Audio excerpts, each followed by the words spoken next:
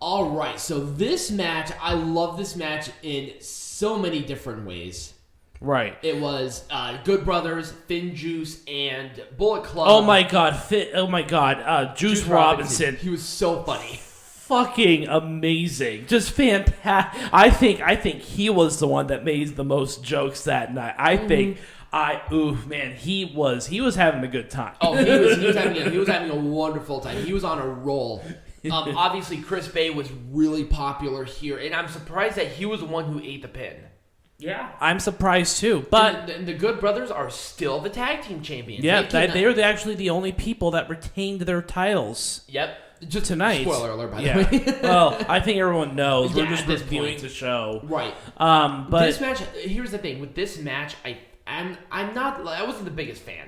I thought the match was a little weird. It was a little. This was kind of the great reset before the final matches. Right. That's legitimately what it was. Right, exactly. And so, you kind of got off of that. We're getting through all the multi-man stuff just so we can give some time to the singles matches that bookend the end of the show. Once again, this is your palate cleanser match for the next two matches. Thank God they did this now because it was announced very late in the game. So maybe they didn't have all the pieces in place, but it turned out to actually be a good match. Yeah, especially FinJuice.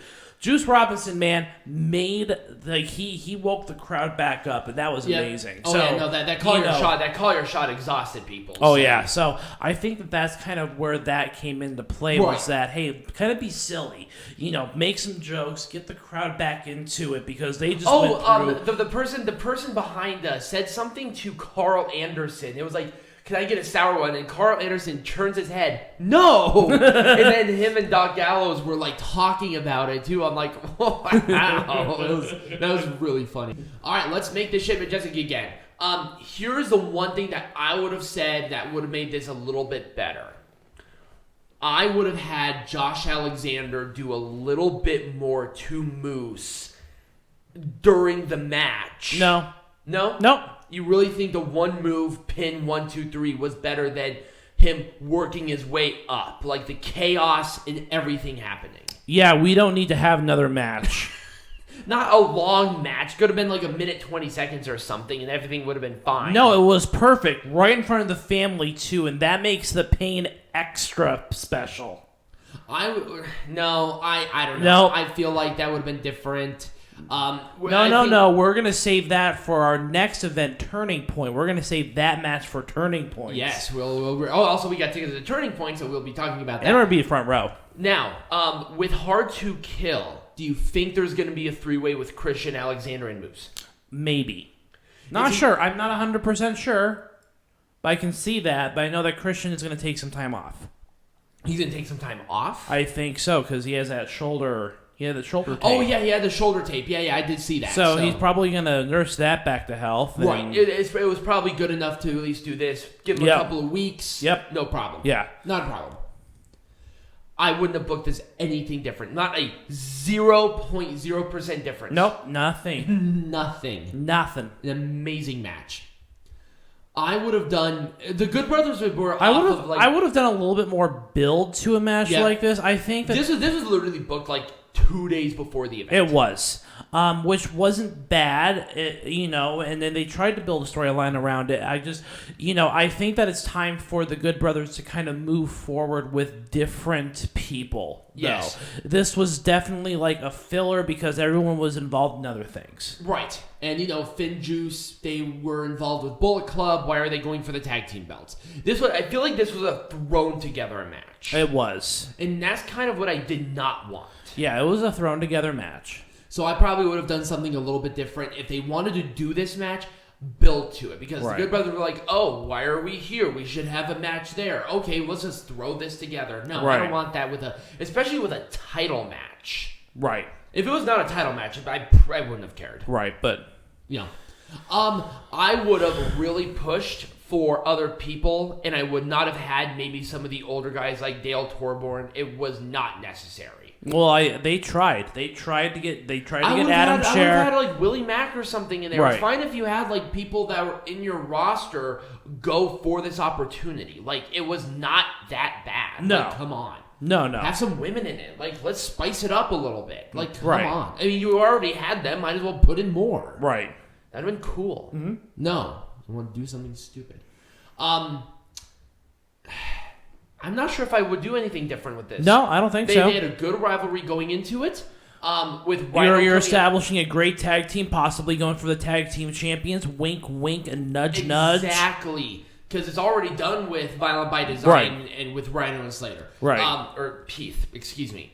Here's what I probably would have done different. I would have had Rhino go in there and really tease the hell out of even goring Heath. Mm-hmm. And then turning and goring like Joe Doring, going outside and then going for the tag. Right. I think that would have added that additional emotion instead of just going there and then going for the tag immediately. Yeah. Well, I would have booked that a little bit better because I swear if he was gonna go for the spear, people like, no, don't do it, and then goring the other person, that place would have erupted. that place would have blown up. Exactly.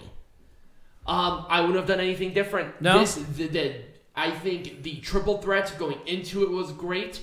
This match exceeded my expectations. Yeah, it did. And it established 3 new contenders for the X Division champion, including the new champion. So Right, exactly. Great all the way around. I couldn't have made this any more majestic even if I tried. I really wouldn't have done anything different, to be honest with you. Not really. Decay were just kind of lingering on these belts. It's a great debut, and also Impact is building in a lot of great tag teams in their women's division. They needed to hit with some oomph when going live on paper. Because I think there was a lot of flack. There was a lot of flack with bringing back the Impact Knockout Tag Team Champions because the roster wasn't very big. And having the inspiration But now they have the manpower in there, and they're re-legitimatizing that division. Exactly. It works out really well. I'm excited. Yeah. And then with this exceeded my expectations. I'm curious to see what they're going to do with it's TBD. We don't know. But it was a great first showing for this. It absolutely was. All right, so after that, Peanut Gallery, let's talk about our experience, and let's talk about what happened before and after. Well, we didn't really do much. We were just sitting at the bar. Well, here's the thing. So we always go to the TGI Fridays there. Also, you can find us there. So there was a girl. I didn't know who it was at the time. She came up and asked about the belt. And I'm like, oh, just gained this. And she's like, oh, I'll follow you on Twitter. Okay, great. Apparently that was Sue Young. Oh, it was? It was Sue Young. Yes, it was 100% Sue Young because she was sitting with Rich Swann after. Oh, nice. Yeah, it was the same girl. So that was kind of cool. I'm like, oh shit. So Sue Young, hi. So that was kind of neat. She was with like an older guy, so I'm going to assume that was like some sort of bodyguard or something. If somebody recognized her. Anyway, so let's see. Who did we have there? Well, there was Heath, there was Rhino, there was Joe Doring, there was oh my god, there were so many people. There were a lot of people. So we were Josh Matthews and Madison Rayne were there. They always go to TGI. Yep. But they were, they were just they were doing their own thing, so I kind of stayed away from them. I don't know the other guy, but he was sitting with D'Lo Brown because he's from there, so it wasn't a wrestler. I don't think. D'Lo Brown was with a couple of people. I'm not sure who they were, so they were there. But D'Lo Brown's from Vegas, so I'm assuming that he's probably just hanging out there with his friends or whatever. How long did it take for like the rest of them? So Swann, Young, an older guy, and I think like one of the costume designers were sitting adjacent to us at a booth. Right, and then there was another booth with a couple of other people as well. Yes. There were 2 booths. I don't know the other And then people. we had Moose, Eddie Edwards, a producer that I think Peanut Gallery talked to the last time. There were 3 producers sitting next to us. They got there for some shots, and there were some fans that were buying like all the wrestlers, like shots after shots, and they probably spent at least $200 or $300 on shots alone. Oh yeah. They were rocking and rolling on those, but there was a lot of energy. It was a lot of fun. Oh, and then Mickie James, Gail Kim, Alicia Edwards, and I think 2 other women came in a little bit after them. So, this kind of transitioned into maybe about an hour and a half, 2 hours after the show. It was a lot of fun. There were probably about 20 of the wrestlers in there. Yeah, there was like half of the people that actually wrestled. It was a lot of fun. I always enjoy going there and sitting with the wrestlers, and sometimes they'll talk to you, sometimes they don't. There was a guy that was sitting next to me that had nothing to do with it, but he was, very happy and cheerful and friendly. So, anyways, we had a good experience. If you live in the Vegas area or if you have the opportunity to go to it, go to it. It's a lot of fun. It is. We're gonna be there at Turning Point, and we'll be doing what we did this last time. We'll be sitting front row. We go to TGI Fridays before. We'll usually do like a beer or two and an appetizer, go to the show, and come back and do full dinner. So, and this was later because they were competing with Dynamite. Right, they had to do the show after Dynamite. So they did So they did the show like an hour later. So it was like 10 o'clock by the time we got out. Yeah. So, anyways, what are we going to be talking about next week? Next week we are going to be doing our full review on. Well, we're doing part 1. No, there's only room for one part because there's a pay-per-view event on the 7th that we have to do. Oh, that's right.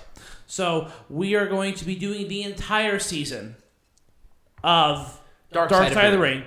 There's no heckling. There's no history lesson. We're just going to do our review of the Dark Side of the Ring, and we're going to break it out into bite-sized little pieces. Because it's partially a discussion with heckling, and it's partially history. Exactly. So why would you need anything more than that? And there's nothing happening next week as far as pay-per-views go. Now, we're not being lazy. The only reason we did not do a heckling or a wrestling this time because we went to Bound for Glory, and we left like 2 hours before the show. So we ate up a lot of the time that we usually do that. Right. So. And I think we had a pretty full show too. So like I said, next week, Yes,